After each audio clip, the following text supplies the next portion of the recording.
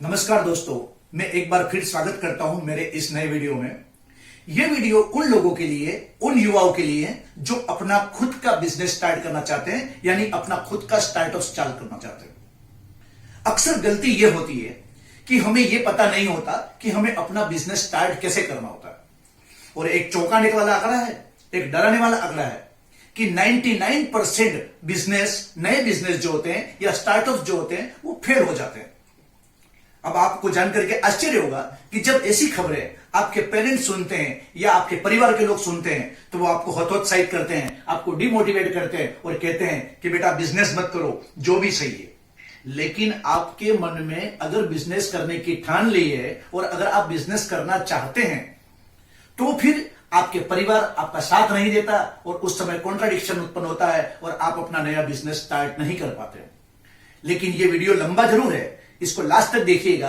आप यकीन मान के चलिए, अगर आपने इस वीडियो को लास्ट तक देखा तो आप खुद कहेंगे कि स्टार्टअप सफल हो सकता है, आप नया बिजनेस स्टार्ट कर सकते हैं। मैं इस वीडियो के अंदर स्टार्टिंग में वो बताऊंगा जो अक्सर स्टार्टअप करने वाले या बिजनेस करने वाले गलतियां करते हैं, यानी आप इन गलतियों को अवॉइड कीजिए, आपका बिजनेस सफल हो सकता है। दूसरा, इस बिजनेस को किस प्रकार से किया जाए यह तरीका बताऊंगा जिससे आप आसानी से अपना नया बिजनेस कर पाएंगे। गलती नंबर 1, पॉइंट नंबर 1, आप बिजनेस वह करते हैं जो आप करना चाहते हैं, जबकि होना वह चाहिए जो मार्केट चाहता है या कस्टमर चाहता है। हम अक्सर देखते हैं कि मैं ये बिजनेस करना चाहता हूं। भाई, क्या आपने मार्केट सर्वे किया है? अगर मार्केट सर्वे नहीं किया और आप एक पर्टिकुलर बिजनेस करना चाहते हैं तो सफलता की संभावना केवल 1% है। अब किस चीज का बिजनेस करें, आपके मन में प्रश्न हो सकता है। तो आपके मन में जो ये बात एक सर्च करती है कि मैं किस चीज का बिजनेस करूं, ये चीज ही आपको सफलता तक ले जाती है। कि आप एफएमसीजी प्रोडक्ट में जाएं या होटल लाइन में जाएं या रेस्टोरेंट खोलें या आप हॉस्पिटैलिटी में जाएं या आप कुछ और करें, सर्विस सेक्टर में जाएं। तो कस्टमर की डिमांड, मार्केट को सर्वे करने के बाद ही अपने नए बिजनेस का चॉइस कीजिए। गलती नंबर 1 बताई कि आप वह करना चाहते हैं जो आप चाहते हैं, जबकि होता वह है जो कस्टमर चाहता है। दूसरी बात, बिजनेस हमेशा छोटे से स्टार्ट कीजिए। आप बोलेंगे छोटे से स्टार्ट करना मतलब? क्योंकि आजकल कुछ वीडियो आते हैं या कुछ मोटिवेशनल स्पीकर बोलते हैं कि बिजनेस को बड़ा कीजिए, बड़ा बिजनेस। कोई भी बिजनेस स्टार्टिंग से बड़ा नहीं होता, शुरुआत छोटे से ही होती है। और हम यही गलती करते हैं, बहुत सारा पैसा, बहुत सारा धन या फंड ला करके उस बिजनेस में लगा देते हैं। बिजनेस बड़ा होने में टाइम लगता है, तब तक हम लॉस शुरू कर देते हैं। तो गलती नंबर 2 कि बिजनेस हमेशा छोटे से स्टार्ट कीजिए। अब आप पूछेंगे कि बिजनेस छोटे से स्टार्ट करेंगे तो सर्वाइव कैसे करेंगे, प्रॉफिट में कैसे आएंगे? मैं बताऊंगा इस वीडियो के लास्ट में कि आप एक छोटे से बिजनेस को बड़ा कैसे कर सकते हैं। गलती नंबर 3, कुछ लोग मैन्युफैक्चरिंग या प्रोडक्शन का बिजनेस स्टार्ट करना चाहते हैं। याद रखिए, आप स्टार्टिंग मैन्युफैक्चरिंग से या फिर प्रोडक्शन से ना करें। अगर मान लीजिए आप सैनिटाइजर का प्रोडक्शन करना चाहते हैं या मान लीजिए कि आप मास्क का प्रोडक्शन करना चाहते हैं, तो गलती से भी आप प्रोडक्शन स्टार्ट ना करें। आप पूछेंगे अगर प्रोडक्शन स्टार्ट ना करें तो बिजनेस कैसे करेंगे? आप प्रोडक्शन के लिए रॉ मटेरियल्स लाएंगे, आप प्रोडक्शन के लिए मशीन लाएंगे, आप प्रोडक्शन के लिए मैन पावर रखेंगे, आप प्रोडक्शन के लिए फैक्ट्री हायर करेंगे, आप प्रोडक्शन के लिए लाइट लेंगे। इन सब में कितना खर्च आएगा और उसके बाद आप इसको बेचने जाएंगे तो मार्केटिंग का जो खर्च आएगा, और खुदा न खास्ता, भगवान न करे, अगर वो प्रोडक्ट नहीं बिका तो आप स्टार्टिंग से ही धराशायी हो जाएंगे, आपका बिजनेस स्टार्टिंग से ही फियास्को हो जाएगा। तो अगर आप प्रोडक्शन का भी बिजनेस स्टार्ट करना चाहते हैं तो स्टार्टिंग प्रोडक्शन न करें बल्कि स्टार्टिंग मार्केटिंग से करें। यानी पहले आप मार्केट जाएं, मार्केट की डिमांड का पता लगाएं। इन केस आपको ऑर्डर मिल जाता है तब कहीं और से बनवाया हुआ प्रोडक्ट जिस पर आपका अपना ठप्पा लगा करके या अपनी ब्रांड लगा करके मार्केट को बेच दीजिए। जब आपका बिजनेस एक स्मूथली चलना शुरू हो जाए फिर आप प्रोडक्शन स्टार्ट कीजिए। ये गलती नंबर थी 3। चौथी गलती जो अक्सर नया स्टार्टअप करता है, ब्रांडिंग पर ध्यान नहीं देता। आपको याद रखिए, अगर आप नया बिजनेस स्टार्ट कर रहे हैं तो आपको ब्रांडिंग पर और मार्केटिंग पर ध्यान देना होगा। आप याद रखिए कि ब्रांड ही जिंदा रहती है। अगर आपकी क्वालिटी अच्छी है, प्रोडक्ट अच्छा है, ब्रांडिंग है, आपके बिजनेस को आगे बढ़ने से कोई नहीं रोक सकता। अगला पॉइंट है जो आजकल एक कॉर्पोरेट वर्ल्ड में चयन, बहुत लोग बोला जाता है कॉर्पोरेट वर्ल्ड के अंदर top line and bottom line. Top line यानी टर्नओवर, बॉटम लाइन यानी प्रॉफिट। और अक्सर हर एक व्यापारी, मैं आपसे भी कहता हूं, ध्यान से सुनिएगा, प्रॉफिट के लिए बिजनेस ना करें। आप बोलेंगे मैं ऐसा कैसे बता रहा हूं? सच कह रहा हूं, प्रॉफिट के लिए बिजनेस ना करें। अगर आप सिर्फ और सिर्फ बॉटम लाइन के लिए या कॉर्पोरेट की तर्ज पर प्रॉफिट के लिए बिजनेस कर रहे हैं, यकीन मान के चलिए आपका बिजनेस नहीं चल सकता। आप पूछेंगे प्रॉफिट के लिए बिजनेस ना करो तो बिजनेस किस चीज के लिए करो? आप कस्टमर की प्रॉब्लम को दूर करने के लिए बिजनेस कीजिए। अगर आपने एक बार कस्टमर्स की प्रॉब्लम्स दूर कर दी, एक बार आपने मार्केट की डिमांड पूरी कर दी, प्रॉफिट खुद चलकर आपके कदमों में आएगा। कॉर्पोरेट वर्ल्ड इसलिए बॉटम लाइन पर चलता है, कॉर्पोरेट वर्ल्ड इसलिए प्रॉफिट ओरिएंटेड होता है क्योंकि वो ऑलरेडी एस्टेब्लिश्ड है, ऑलरेडी जमाया है, बरसों हो गए। लेकिन आप स्टार्टअप्स हैं तो मेहरबानी करके आप कभी भी बॉटम लाइन या प्रॉफिट ओरिएंटेड ना रहें, बल्कि कस्टमर ओरिएंटेड रहें। याद रखिएगा, customer satisfaction first, automatically maximum profit आपके कदमों में आएगा। ये कुछ छोटी छोटी जैसी गलतियां हैं जो एक स्टार्टअप्स या एक नया बिजनेसमैन करता है और उस बिजनेस को वह आयाम, वह दिशा नहीं दे पाता जहां पर उसको बनना चाहिए। एक और बिंदु जो अक्सर गलती करते हैं, उधार लेकर के या लोन लेकर के बिजनेस न करें। मैं आपको कुछ ऐसी बातें बता रहा हूं जो इस व्यापार जगत के लिए बिल्कुल उल्टी है, लेकिन सच है। आप लोन लेकर के या फंड लेकर के या कहीं से उधार लेकर के व्यापार न करें, क्योंकि इन केस अगर शुरुआत के 6 महीना या साल भर या 1.5 साल अगर आप प्रॉफिट में नहीं आए तो आपका उधारी का प्रेशर, उसको चुकाने का प्रेशर, लोनिंग का प्रेशर और मार्केट में बिजनेस को नहीं चलने का प्रेशर, यह आपको खत्म कर देगा।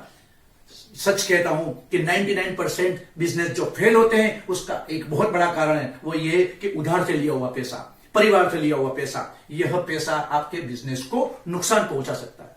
अब आप बोलेंगे कि जब पैसा ही नहीं लाएंगे तो बिजनेस स्टार्ट कैसे करेंगे? मैं बताता हूं, मैंने स्टार्टिंग में ही कहा कि छोटे से स्टार्ट कीजिए। इस बिजनेस में वो तरीका बताऊंगा इस वीडियो के अंदर कि आप बिना पैसे लगाए या कम पैसे लगा करके अपने बिजनेस को किस प्रकार से ऊंचाइयां दे सकते हैं। मैं एक केस स्टडी इसी वीडियो के अंदर दे रहा हूं, लास्ट तक देखिएगा। और हां, अभी तक आपने मेरे इस चैनल को सब्सक्राइब नहीं किया है तो सब्सक्राइब भी कर लीजिएगा, क्योंकि अब से हम रेगुलर एक सीरीज चलाएंगे जिसमें कि हाउ टू डू बिजनेस, यह सीरीज चलेगी, तो आप अंत तक देखिएगा जरूर। अगला पॉइंट है जिसको आपको ध्यान रखना है, वो है कि ब्रांड पर काम कर लिया, उधार आपने नहीं लिया, मार्केटिंग कर लिया, बिजनेस को क्या आपने सीखा है? ये मेरे पिछले 4 वीडियो के अंदर बता चुका हूं, जो अक्सर एक नया स्टार्टअप गलती करता है, बिना सीखे खुद पढ़ना। जब आप स्विमिंग सीख सकते हैं, जब आप डांस सीख सकते हैं, जब आप इंग्लिश स्पीकिंग सीख सकते हैं, तो क्यों नहीं आप बिजनेस सीखिए। और ध्यान रखिए, अगर बिना सीखे आप एक स्विमिंग पूल में उतरेंगे तो डूबने का खतरा है। तो जब आप बिजनेस कर रहे हैं, जब अपना टाइम लगा रहे हैं, जब अपना धन लगा रहे हैं, जब अपने परिवार से अलग हट करके कोई नया बिजनेस स्टार्ट कर रहे हैं, तो आप बिजनेस सीखते क्यों नहीं? सीखने के लिए या तो किसी अच्छे मार्केटिंग कंसल्टेंट या बिजनेस कंसल्टेंट या कोई भी जिसने पहले बिजनेस किया हुआ हो और बिजनेस में सफल रहा हो, उससे आप बिजनेस सीखिए। शर्तिया आप बिजनेस में जीत जाएंगे, आप बिजनेस को आयाम दे पाएंगे। ये मैंने कुछ ऐसी बातें बताई जो आपको नहीं करनी चाहिए। ये तो बोलना बहुत सरल है, ये मत करो, वो मत करो, लेकिन करो क्या? मैं आपको एक छोटा सा उदाहरण देकर के इस वीडियो को यहीं पर समाप्त करता हूं। मेरी एक क्लाइंट है जो ब्यूटी पार्लर का बिजनेस करना चाहती है। उसने मुझे बताया कि सर, मैंने आपकी ये बात सब सुन ली, मुझे अपना बिजनेस कैसे स्टार्ट करना है और बिना पैसे में कैसे करना। मैं एक एग्जांपल दे रहा हूं ब्यूटी पार्लर से, आप अपने बिजनेस से कोरिलेट कीजिएगा, आप निश्चित रूप से अपने बिजनेस को छोटे से बड़ा बना पाएंगे। वो क्लाइंट मेरे पास आई कि मैं क्या करूं, मैं अपने पार्लर का बिजनेस कैसे बनाऊं, कितना इन्वेस्टमेंट करना होगा। मैं बताता हूं, सिर्फ 3 से 4 हजार रुपए के अंदर आप अपना बिजनेस स्टार्ट कर सकते हैं। बहुत छोटी रकम है। सबसे पहले आप अपने पार्लर का अच्छा सा नाम रखिए ताकि उसकी ब्रांडिंग करना इजी हो जाए, और केवल 100 विजिटिंग कार्ड छपवाइए। इन 100 कार्ड को छपने के बाद आप जिस एरिया में रहते हैं, मेरी जो क्लाइंट है वो गांधीनगर एरिया में रहती है। गांधीनगर एक छोटा सा एरिया है उस सिटी का, जिसका नाम लेना मैं यहां पर सही नहीं समझता। उस एरिया के अंदर उसके आसपास में बहुत सारे पार्लर हैं, पर उस पार्लर में ऐसा क्या खास है जिससे कि लोग उस पार्लर की तरफ आएंगे? मैंने उसको सजेशन दिया, आप अपने मोहल्ले में गांधीनगर के आसपास के जो एरिया हैं उस पर जाइए और अपना विजिटिंग कार्ड देकर के जिनको आप जानते हैं और बताइए कि मैं आपको पार्लर की वो सभी सेवाएं जो आप पार्लर जाकर देते हैं, मैं आपके घर पे आके दूंगी। ठीक सुना आपने, पार्लर की वह सभी सेवाएं उसी रेट पर मिल जाएगी। दूसरी सबसे बड़ी विशेषता कि मेरी क्लाइंट ने ऑलरेडी ब्यूटी पार्लर का अच्छा खासा कोर्स किया हुआ है। मैंने उसे एक सजेशन और दिया कि आप 3 से 4 स्टूडेंट का ऐसा ग्रुप तैयार कीजिए जो इसको आप सिखा सकें, जिससे आपको कुछ पैसा भी मिलेगा और साथ में आपको कुछ असिस्टेंट भी मिल जाएंगे। अब मेरे क्लाइंट्स को क्या करना है कि गांधीनगर के कुछ चुनिंदा घरों में जाना है और जा करके अपने कस्टमर से कहना है कि मैं आपको वह सुविधाएं जो कि आप पार्लर जाकर के लेती हैं उसी रेट के अंदर मैं आपको दे दूंगी। मान लिया जाए कि मेरी क्लाइंट पूरे महीने में सिर्फ 100 कस्टमर को टच करती है, यानी 100 लोगों को पार्लर की सुविधाएं देती है, और मिनिमम बिल अगर किसी पार्लर का बनता है तो वो 500 रुपए का बनता है।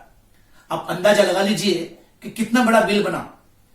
500 रुपया एक घर से, यानी 100 क्लाइंट्स को देने के बाद उसने 50,000 रुपए का पहले ही महीने बिजनेस किया।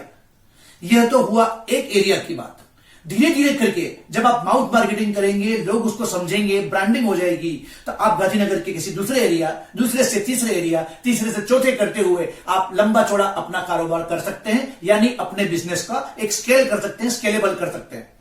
इसके लिए आपको कोई मैन पावर की जरूरत भी नहीं होगी, क्योंकि जो आपके स्टूडेंट्स हैं वही मेरे क्लाइंट्स के असिस्टेंट बन जाएंगे और वही उस बिजनेस को स्केलेबल करने का काम करेंगे।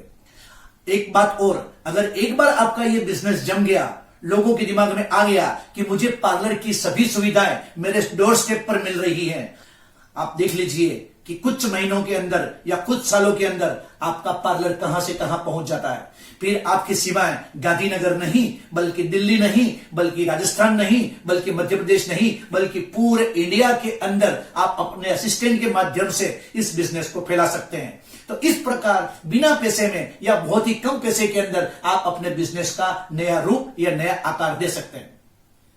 अगर आपने अभी भी मेरे इस वीडियो को अगर सब्सक्राइब नहीं किया है तो सब्सक्राइब जरूर कीजिएगा, क्योंकि आप एक प्रश्न पूछ सकते हैं कि जैसे मेरे क्लाइंट ने किया वैसे कोई अन्य क्लाइंट्स करेगा तो इसके लिए कॉम्पिटिशंस को रोकने के लिए एक एंट्री बैरियर की सुविधा होती है, यानी आपके कंपटीशन में कोई दूसरा व्यक्ति नहीं आ सके।